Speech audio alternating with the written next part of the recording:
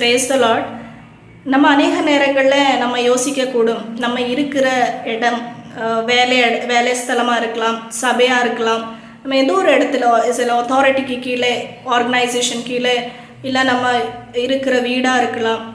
ஒரு அத்தாரிட்டிக்கு கீழே இருக்கிற இடத்துல, ஒரு சில மனிதர்களோட சூழ்ந்து இருக்கிற இடத்துல நம்ம யோசிக்கலாம், நம்ம ஆண்டோட பிள்ளையாச்சே, நம்மளால எப்படி இவங்க மத்தியில் எல்லாம் இருக்க முடியும், எப்படி நம்மளை பரிசுத்தமாக காத்து கொள்ள முடியும் அப்படின்னு சொல்லி அநேகர் அந்த முறுமுறுப்போடு இல்லைன்னா சில எக்ஸ்கியூசஸ் சொல்கிறது நம்ம கேட்டிருக்கலாம்.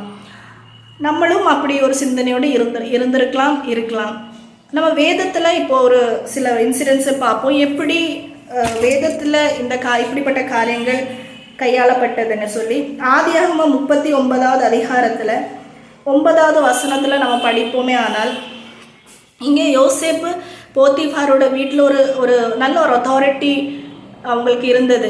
எல்லா காரியத்துக்கும் அவங்களுக்கு அத்தாரிட்டி கொடுக்கப்பட்டு இருந்தது. ஆனாலும் அந்த இடத்துல பார்த்திங்கன்னா ஒரு பாவம் செய்யக்கூடிய சூழ்நிலை ஏற்படுது.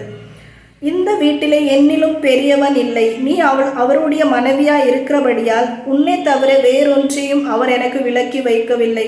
இப்படி இருக்க நான் இத்தனை பெரிய பொல்லாங்குக்கு உடன்பட்டு தேவனுக்கு விரோதமாய் பாவம் செய்வது எப்படி என்றான்.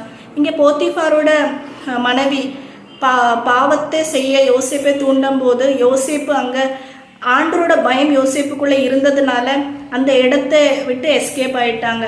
அந்த தீர்மானம் அவங்க ஹிருதயத்தில் இருந்தது, எந்த சூழ்நிலையிலையும் ஆண்டருக்கு விரோதமாக நான் பாவம் செய்ய மாட்டேன் அப்படின்னு சொல்லி ஒரு தீர்மானம் அவங்களுக்குள்ளே இருந்தது. அதே மாதிரி தான் நம்ம எந்த இடத்துல இருந்தாலும், ஒருவேளை ஜனங்கள் நம்மளை சுற்றி இருக்கிற ஜனங்கள் பாவத்தில் இருக்கலாம், நம்ம மேலே உள்ள அதிகாரி நம்மளை புரிஞ்சுக்காமல் இருக்கலாம், அவங்க அந்த நம்மளோட பரிசுத்தமான வாழ்க்கையை அவங்களால புரிஞ்சு கொள்ளாமல் இருக்கலாம். அப்படிப்பட்ட இடங்களில் கூட ஆண்டோர்னால நமக்கு கற்றுக் கொடுக்கப்பட்ட நீதியாக இருக்கட்டும், பரிசுத்தமாக இருக்கட்டும், அது காக்க முடியும் அப்படின்னு சொல்லி யோசேப்போட வாழ்க்கை மூலமாக நம்ம பார்க்க முடியுது. யோசேப்பு பார்த்திங்கன்னா அவங்களுக்கு ஒரு பெரிய அத்தாரிட்டி, ஒரு பெரிய ஒரு விஷன் காட் அங்கே ஃபுல்ஃபில் பண்ணுவாங்க. தொடர்ந்து அவங்கள பிளஸ் பண்ணுவாங்க. ஏசப்பா அவங்கள வச்சு ஒரு பெரிய திட்டத்தை நிறைவேற்றுவாங்க. அப்படியாய் நாமளும் ஆண்டோர்னால நாட்டப்பட்ட இடத்துல தெய்வ சித்தம் இல்லாமல் நம்ம போயிடக்கூடாது. தொடர்ந்து நம்ம தானியலோட வாழ்க்கையிலையும் நம்ம பார்ப்போமே. ஆனால் அங்கே பார்த்திங்கன்னா தானியலும் மனசில் தீர்மானம் பண்ணியிருப்பாங்க. என்ன தீர்மானம்? தானியல் புஸ்தகத்தில் 1ஆம் அதிகாரம் 8வது வசனம். தானியல் ராஜாவின் போஜனத்தினாலும் அவர் பானம் பண்ணும் திராட்சரசத்தினாலும் தன்னை தீட்டுப்படுத்தல் ஆகாது என்று தன் இருதயத்தில் தீர்மானம் பண்ணி கொண்டு தன்னை தீட்டுப்படுத்தாதபடி பிரதானிகளின் தலைவனிடத்தில் வேண்டிக் கொண்டான். இங்கே பார்த்திங்கன்னா எல்லா கிங்ஸ் டெலிகேஷிஸ் அங்கே இருந்தது. அவங்க எல்லாமே அவங்க எது வேணாலும் சாப்பிடலாம், எல்லாமே பண்ணலாம். ஆனால் அவங்க ஒரு தீர்மானம் மனசில் இருந்தது, ராஜாவோட போஜனத்தினால நான் என்னை தீட்டுப்படுத்த மாட்டேன் அப்படின்னு சொல்லி ஒரு டிட்டர்மினேஷன் அவங்க ஹார்ட்டில் அவங்க வச்சுருந்தாங்க. ஆண்டவர் அது அவங்கள கனப்படுத்துவாங்க.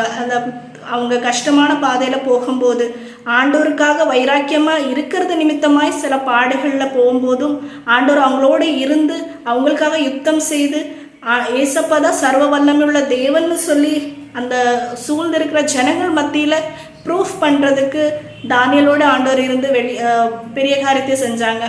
அதே மாதிரி தான் நம்மளோட வாழ்க்கையிலையும் நம்ம இருக்கிற இடத்துல நம்மளால் ஒரு டிட்டர்மினேஷனோட வாழ முடியுமா அப்படின்னு நம்ம யோசிக்கவே தேவையில்லை. நமக்குள்ள அந்த தீர்மானம் இருந்தாலே போதும், நம்மளால் அப்படியே வாழ முடியும். நம்ம கற்றுக்கொண்ட ஆண்டவர் நமக்கு சொல்லி கொடுத்த ஒவ்வொரு காரியத்தை வச்சு நம்ம எப்படிப்பட்ட மனுஷனுக்கு முன்பாக இருந்தாலும் நம்மளை பாதுகாக்க முடியும். நமக்குள்ள டிட்டர்மினேஷன் ஸ்ட்ராங்காக இருக்கணும். ஆண்டவரும் சொல்கிறாங்க, பரிசேயரோட புளித்த மாவை குறித்து எச்சரிக்கை இருக்கணும்னு சொல்லி சீஷர்கள்கிட்ட சொல்லுவாங்க. நம்ம எச்சரிக்கையாக இருக்கணும்.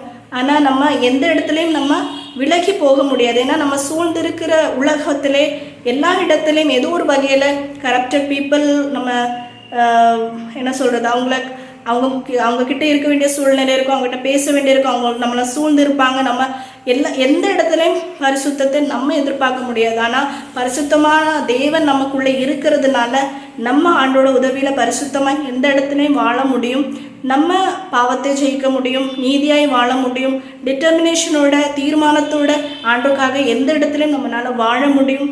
எப்படி ஆண்டவர் யோசேப்போடு இருந்து தானியலோடு இருந்து ஆண்டவர் அவங்கள உயர்த்தினாங்களோ அதே மாதிரி நம்மளையும் ஆண்டவர் உயர்த்த வல்லமை உள்ள தேவனாக இருக்கிறார். ஆண்டவருக்கு மகிமை உண்டாகட்டும்.